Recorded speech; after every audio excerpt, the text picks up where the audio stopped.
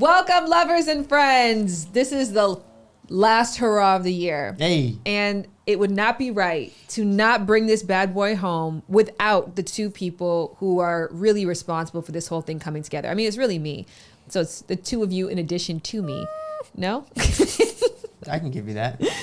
Lauren Morrison, executive producer, lead producer on the podcast. Jared Brady, sound design, also the creator of the theme song. Scoring. And scoring. Lauren said sound design. I think sound design's better. Okay, I'll take sound design. People know what scoring is. Let's go with scoring. Yeah. So speaking of which, what's one episode for you that if you were to send it to people to say this is what the podcast is, you would send because you're most proud of? Do we want vulnerable men? I would say male vulnerability. That was mine as well. I think I'd also say male vulnerability. Yeah. I think it's fantastic. This rhetoric was like, get vulnerable, man. Be more vulnerable. Yes. Get in touch. But people never really explore what happens to men when they do and what are the downsides. Because, listen, when I put out that video, there were so many men sharing stories about how traumatic experiences in their childhood were used against them in a random argument. We actually did a video recently on a lady who went on a podcast and she said, I have a lot of problems with men. And they're like, what happened? She's like, sometimes I get a little slick when I talk. They're like, what do you mean? I use their secrets against them. They may not even be consciously doing it, but they're accumulating power. To be vulnerable, people, is to essentially show your weaknesses. To show, like, if I was to think about it in like a castle setting, I'm showing you where the walls would break easily if you hit. Yeah. And then I'm So gonna hit if that. you ever want to attack, bitch, you invading easily. And I'm showing you this because I want to show you I trust you. But 100%, flip the tables. You're getting in anytime you want. You're going to hurt me. You're going to hurt me. I'm giving you what it takes to hurt me deeply. That one was killer. Yeah. That one was killer. That one was killer because my favorite thing about podcast is, and maybe in life in general, but when someone presents an idea that you're like, I'm thinking one way on it. And then they throughout the interview, I'm like, wait, maybe I'm switching sides. Yes. Oh, wait, no, I'm going back to this side. And there's that tug of war of like, what side do I actually fit on? And that one represented that so much for me, especially because you go into it being like, yes, I want vulnerable men. That's what we want. And then you come out of that episode thinking about all these thought starters of being like, maybe I've been thinking about this all wrong. Yeah. It was really great from a female perspective to reflect through that, because I think that I probably share the thought of many of the females listening to it, thinking, of course I create a safe place for my partner to be vulnerable. It's their fault that they're not showing up. And then when I really started to look at it and pay attention to how do I engage in dialogue, I'll often be accused of attacking someone. And it's like, well, if someone's using those words with you, then you're not creating a safe environment. So that for me was like a big switch, and just learning more about paying more attention to my language when it comes to my partner. And then also changing your expectations to meet society where it currently is. Yeah. So I think, that was my favorite one. And it's one that people still tag most to this day, which I'm like, move on. We've got new episodes. But it's one that starts a lot of conversation. I actually think I'm going to switch my answer. I think my favorite one is divorce. I do think about divorce because I personally had the shift within the taping of that episode. And I loved Bart and Gio. So when we were going through whatever we were going through, I'm just like, I fucking hate this guy, but fuck it. You never threw the D word at me Never. during our fights? You did that. Oh, shit, I every didn't. single I threw it. time. Every single fucking time. Yeah. Bart and Gio gave what you want a guest to give. They were honest. They were inspirational, but they weren't fake or phony about it. Yeah. And they were real. And we had a really good vibe because we know each other so well. So like that was the dream. And then afterwards to have the three of us and Chris just sitting down, like Lauren, I saw in your notes, you said that I'm keeping in the beginning banter, even though it takes a long time and it's stupid. It just goes to show like we're family. Yeah, we're really our family. I think you killed that one, Jared. Yeah. Really? Yeah, I thought you did. So even when I was sitting there, we were having the dialogue, I was like blown away by you, which was a great episode for you to do great because it's about me thinking about divorcing you. Yeah. And I was like, not leaving him anytime soon. Oh my God. I think a lot of times when people hear divorce, they think of failure. So if that thought creeps into your mind, we're tempted to shove it out. Like, no, I can't think that. But I haven't thought that in our relationship, but I would allow myself to go there because I am not afraid of divorce. And I think it is because I witnessed two divorces. And did you see the divorces that you saw as a positive thing? Like, thank goodness that they divorced. As I matured, yes, I can see how the divorce was beneficial for the individuals. But when it happened to me as a kid and witnessing my parents split up or my mom go through a divorce with my stepdad, I was like angry about it because I was affected by that directly. You did great. Thank you. No, divorce is a heavy topic. I mean, I think it's one of those things where I think everybody who's in a marriage thought about it. They don't always admit it. Have you ever really thought about divorcing me? I would be lying if I said I didn't. That's a lie. No, I would be lying. I would be lying. I would. I don't think it's a case of me being like, I'm gonna divorce Shan. I just think of there's times where we'll get into friction and then I'll let my mind drift off of if this were to end, what would life look like? Yeah. You know? So I don't know if it's like, I'm done, I'm ready to divorce Shan, but it's more or less like that could be a reality. Let me like drift off into that moment. You never even said anything to me because you listened to that episode. Yeah. And I made a pretty big revelation and change of heart in the episode. Where I sit with it today is that keeping divorce on the table as an option is not a healthy option for me in my marriage and my relationship. And I recognize in myself that I am on that journey of moving away from fear to love. And if you watch my YouTube channel, you'll know that you've seen the shift happen in me. And that's the journey that I'm on right now. And I'm going to be honest with you. I am afraid of letting go of fear. I am afraid of looking stupid. I'm afraid of 2 years from now, this podcast episode being thrown back in my face because something happened and I have no reason to hold on to this fear. And that's why, despite how uncomfortable it is, I'm willing myself to let go of it. And I am going to attempt to enter into a brand new territory with a person, with my husband, with my Jared Brady, of loyalty and of devotion and life partnership, true life partnership. It's a mic drop moment. Nothing that you haven't told me.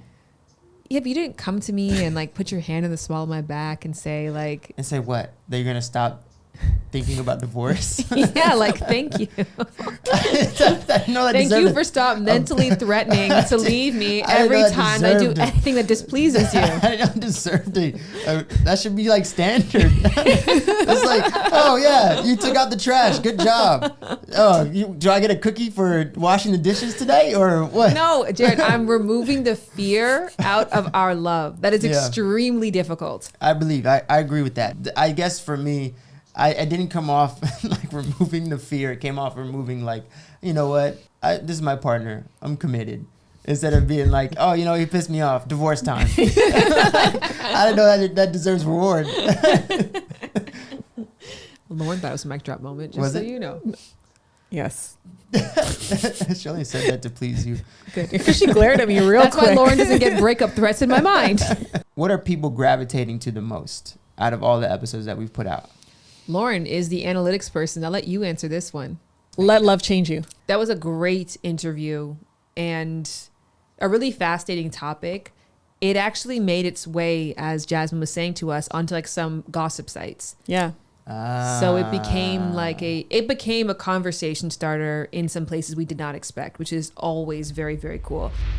You're finding yourself now in this space where not only do you love yourself more through the partnership that you're in and like yourself more, which I think is very, very different. Yeah. Liking yourself in reflection of your partner, but you now are creating something with your partner, which is another life. Yes. Have you thought about what does the next version of you look like with baby Jay in your arms? Yeah. I think what I'm going to prepare for is to be able to talk candidly about everything with my kid. My kid's going to know that they are Black and that they are Asian. And they are going to really own what came with that. As an American, it's my responsibility to understand the lives and the needs of the cultures that exist around me. So whether it's Black, Native American, Hispanic, I live and dwell with all of my neighbors that are of different races, so I need to understand what each journey is because not everybody is the same. But then now, being married to a Black man, I need to understand even more his journey and his perspective so that I can be of genuine support and allyship to him. But then now having a blood child who's going to be of those mixed races, I need to learn even more and adopt it, because I can't have this black child only be grown up to know Vietnamese culture. This black child can't just be Vietnamese and not, understand where his or her ancestors come from, or what hardship the Jenkins had to go through specifically, or what black people had to go through to get a voice in this country. Like, there's so much more now, because you carry the blood of lineage in of so many who have done so much and died to be in your place. And she was really candid and really honest, and said it in a way that can be polarizing, but she stood in her truth, and I think that everybody has to respect her for that. Yeah. I don't know if I should say this, but I think that one was my least favorite out of all the episodes. Not because of Jeannie. I think I just was never interested in that topic to start with, of like, what can love change you into, I guess. I don't know. I would agree with you in that. I initially thought that it was a softball topic. Yeah. I was kind of like, peh. But I will say that what Jeannie brought to the conversation, and then what, you even, because I know you and I were in that third segment, kind of sharing how you two have changed through this relationship. I think that made it a lot more real and a lot more relatable. Plus, even some of the audience voice submissions that came through on like some of the extremes that people had gone to change for love, or where people put up their barriers. Like it became a really fascinating episode. But I would agree with Jared that when we originally started playing around with that topic angle, I was like, meh. We've had that happen a couple of times. Yeah. Where we didn't think that we had an episode, and then we figured it out, and there was an angle that we could take that really made it take off for people. What was your favorite interview? Oh, to be honest, I loved the very first interview I did for this podcast, full stop period, was with the Almost 30 girls. I do the show, and the whole time I'm like keep looking around like where the vlog cameras at? Like I'm looking for little clues and hints, and you're covering your face. You know what happened. The show ended, nothing happens, and then we go home. Were you irate? Oh my gosh. I couldn't even get to the highway. He's like, "What's wrong?" And I was like, "What's wrong?" Yo, this man, I fucking love that. What's wrong? Don't you know that we've been engaged for 4 days in my brain? And I just had such a blast in that discussion. It was fun. We stayed on topic. We made fun of ourselves. They brought insight. It was truthful. So that was a lot of fun to tape. Yeah. My favorite one to watch was the herpes one. Oh my gosh. Yeah. Let me just erase my previous answer. Okay. The best interview was herpes. Yeah. And Lauren, you cut that down. And I you remember. were like, every time that you would do it, like, okay, I'll stop the point right here. You would keep listening and be like, oh, there's 5 more minutes of incredible content. Like, Shira came in and blew me away. And this experience for me has really forced me to look at myself and to understand my needs, understand what intimacy really means to me, consent, and also understand that it's okay to be rejected. Wow. I think that is such a powerful sentiment that is unique and a fresh take. I want you to unpack that more. What betrayal in this case that happens when you don't disclose or you're not having these more intimate conversations. It's not just a betrayal to the person you're with, it's a betrayal to yourself. Because you are also assuming that someone's not going to love you for all of you. You're rejecting yourself. Yeah. That was hands down the best interview. And that was actually episode 2 for us, which was really risky. 2. Mm-hmm. Yeah. But with such a strong storyteller. And we also had Dr. Ina Park. That was a bomb ass episode. Yeah. I'm really proud of that one. It was a really great episode. And it was, I learned so much in that episode, things that I didn't even know that I cared to learn about, I learned about. But yeah, that interview, I just remember trying to edit it and being like, I can't cut this down. Like, there's just too much. Everything that's being said needs to be said. Yeah. So I think that it was a really good one. I also felt very strongly in that way with the Ashley C. Ford interview as well. Yes. That interview gave me chills to listen to because it was so powerful. It was so revealing and it was so courageous. And I remember when we did that, like when Ashley came forward and said that's what she wanted to talk about, you and I both came off the phone and we're like, we're not going to talk about that, are we? And so we were kind of going like back and forth on like, okay, how do we approach this subject, but do it in a smart way, do it in a compassionate way? And then I remember you started the interview and you're like, let me just be honest and say that this conversation kind of terrifies me. And today we're talking about rape.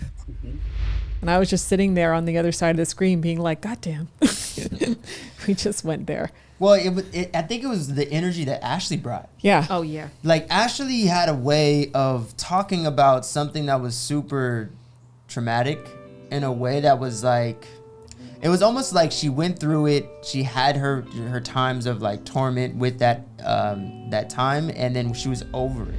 I think because we know that sexual assault is a lot more common than any representation in media or news would indicate. We know that it's very, very common. I think we should be open to having conversations about what the aftermath of that kind of violation does and or can do to a person's intimate experience. I think we've seen it go one or two ways in a lot of our representation, which is that a violation of a sexual nature causes a person to either shut down when it comes to intimate experiences, or it causes them to become wildly promiscuous in a way that is destructive because they are doing it without intention or without any real care for themselves.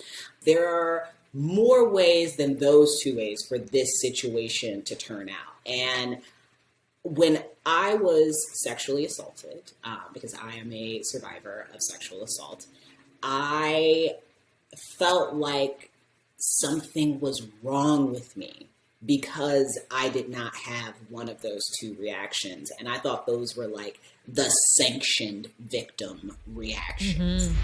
It was very uplifting. Yeah. Like, you didn't leave that interview feeling tired. I didn't leave that interview feeling tired and drained. I think a lot of times I've talked about rape before. I've left feeling very tired and drained and not sure if I said the right thing or did the right thing, or just like not unsure is probably the best thing. But with that interview, I left uplifted. I love that we went there. And I love that we followed your lead on that, because I would have tiptoed way around that, just not knowing. So I think that I really respected you a lot as a journalist.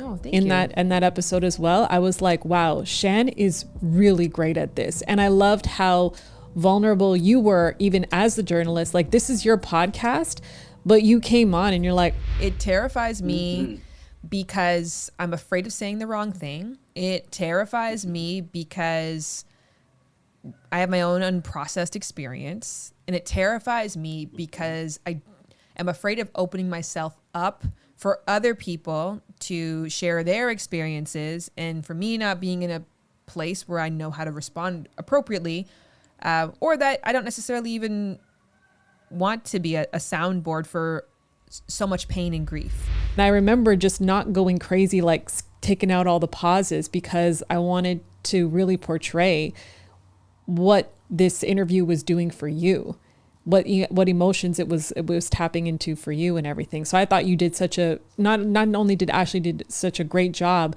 being interviewed, but you did such an incredible job interviewing her. Thank you, Lauren. So what about the most fun episode for you to make?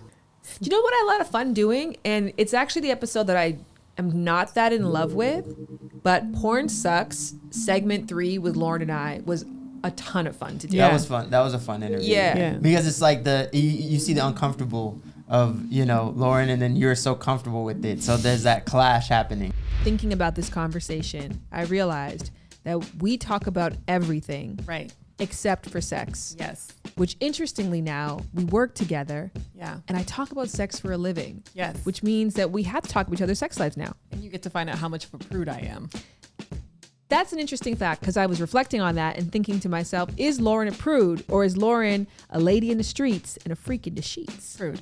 Okay. Porn Sucks was the most fun for me, for sure. Is it because you had sexy homework? I had sexy homework. So my sexy homework was to watch the Erica Lust film 3, the series 3. And I don't watch porn. So I just remember like trying to fit it in. Like I was doing it while like doing laundry, and Chris came over and he was like, what are you doing? What is this? Like the woman was like full on masturbating, and I'm just like there folding socks. And he's like, why is this happening? And I was like, I'm doing work. I'm doing work right now.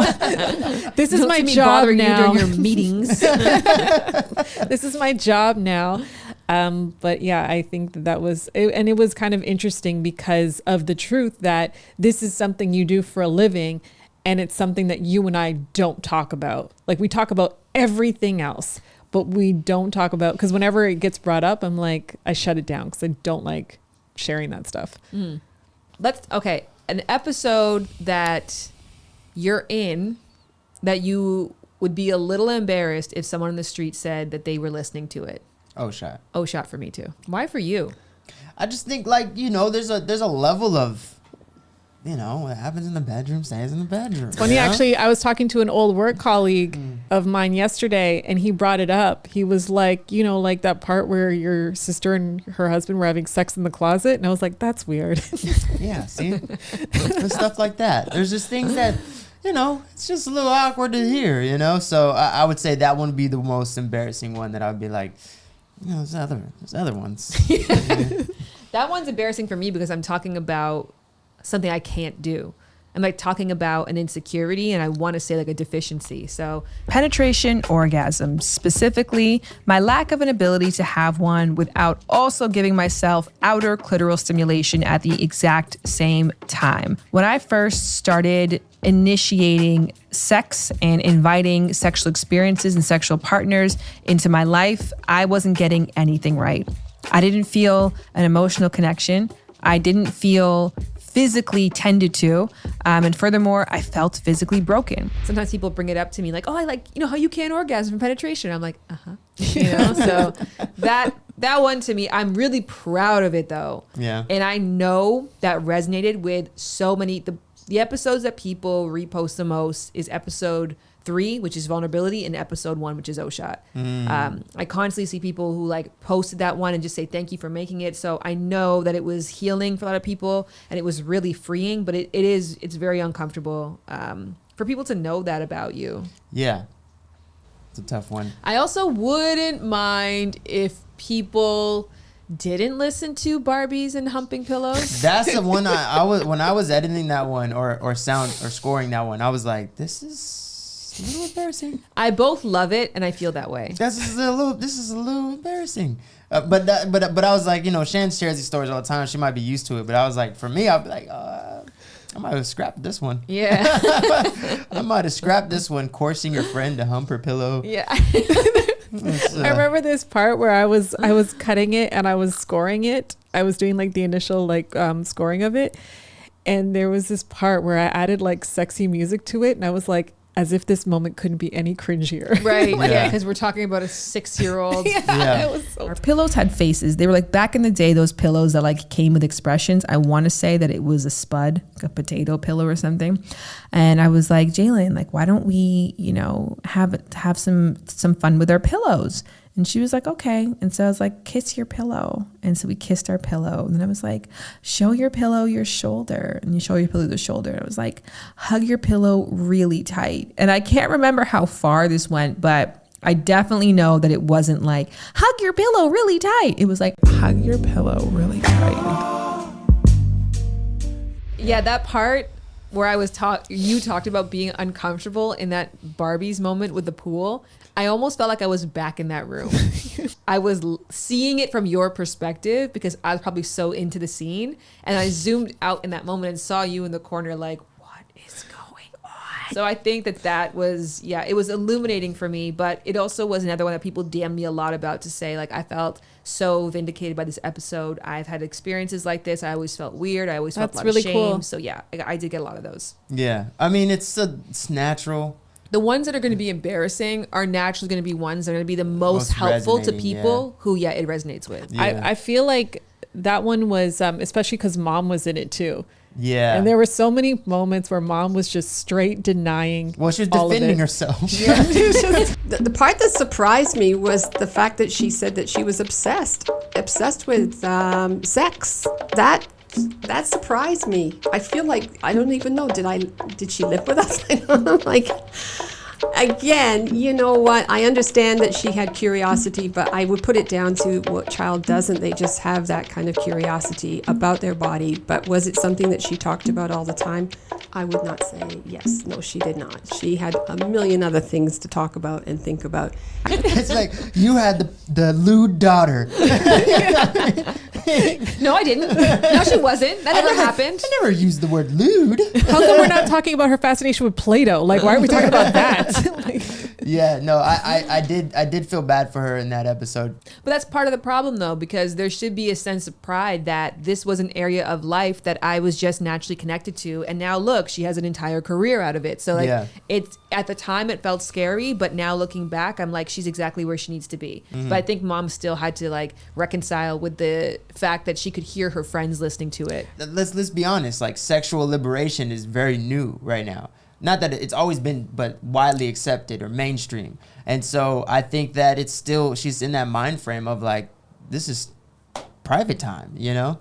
but speaking of mom, though, I felt that she did such an excellent job in the Living Apart Together episode. Yes. She was incredible. She was, you know, just even on that note of like, it's not easy. They don't come on and like share this stuff about themselves. We do it to be a part of your world a lot. But she was just so open. Both her and dad were actually just really open about some of the ways that they've reflected. Like, these are people who have been married for 40 years and who are listening to someone in their like 20s talking about marriage and being like, that actually sounds right. I agree. I'll tell you why, is because with my girlfriends and, you know, with Joan and them, I have also used the term, you know what, Brian and I have been a couple. And they're like, what? I educated them. And they're like, wow, I like that. So after a while, you start educating people about the term and they sort of gravitate to it. And I don't know whether they're using it in their language or if they even remember it, but it's definitely something that going forward, I can see it being out there in my circle because I will start educating people on it. The openness to learn something new about their own relationship versus how easily you could dismiss it because it's like, what does any of us know? Like, we're babies, right? Compared to them. That episode was a lot to film. It was just a lot going on in my head because I was both protective, but I wanted to be explorative at the same time. Right. And so in the edit of that, of thinking, what do we keep out? What do we put in? Because I don't want to make anybody look bad because it is an alternative style of love and connection and it can be misinterpreted. So with just handling it with care, but also with honesty. I think that was the tough balance with that episode. Right. Round of applause, team. Woo. We have completed 2021. We started this podcast on October the 5th, and I believe that we did some really incredible things. Number 26 overall in all podcasts. Number 26 in overall podcasts. Number 1 once in relationship category, up to number 12 in the society and culture category. Number 9 in society and culture category. Incredible conversation started. Who's your dream guest? Oh, let me I want to say knee-jerk reaction is Gabrielle Union, just because people have really outlined that she would be fantastic for this podcast. And I will say this, in 2021, Dr. Helen Fisher, who is a long-term mentor of mine. I don't know her, but I have followed her career since the beginning of my sex education career. I quote Dr. Helen Fisher all the time. I actually have all of her books. And so when we got the email that she wanted to be on the podcast, I was blown away. So that... Esther Perel obviously would be another huge one. Will Smith. I don't think. Oh, Lauren,